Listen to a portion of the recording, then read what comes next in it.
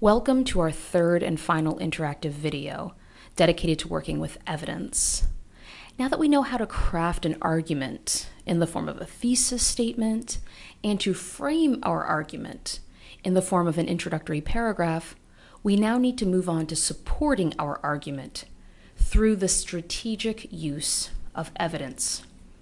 In general, our body paragraphs, that is, the paragraphs that come between the introduction and the conclusion, adhere to the following simple structure.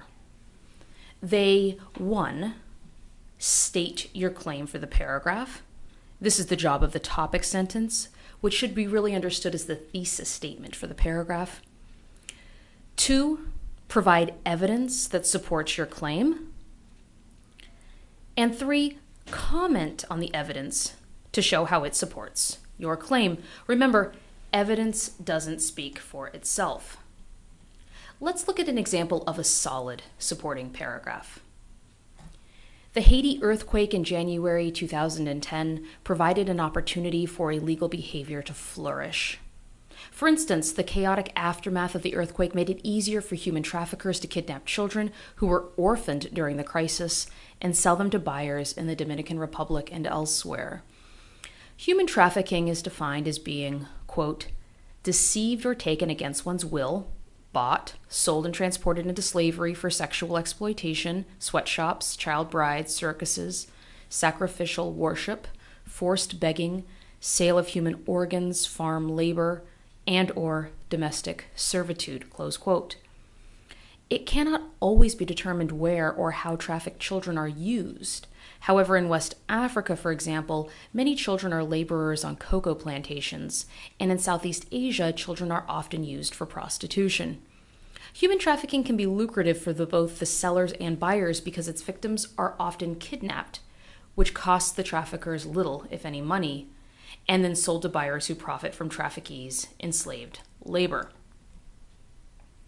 Notice that this body paragraph began with a good topic sentence, which really serves as the main point to the paragraph. In order to support this central claim about illegal activity after the Haitian earthquake, the author introduces evidence in the form of quotations and paraphrasing. Notice how the evidence the author provides doesn't speak for itself. The author clearly introduces it and explains its significance, sharply distinguishing between the evidence itself and the author's own point. Notice, too, how the author uses a direct quote when the information it contains is extremely important and noteworthy. Definitions of human trafficking are very important for the author's main point and must be clearly defined. The other evidence provided is useful in a more general way, and for that reason, the more indirect method of paraphrasing was used. Unlike a thesis statement and an introductory paragraph, body paragraphs differ a great deal among different authors.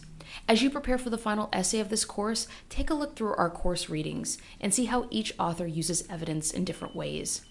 This will help you think about a particular style that appeals to you. Working with evidence and composing body paragraphs is the final writing skill that will set you on your way to successful undergraduate writing. Let's work together so that we can succeed in this final writing.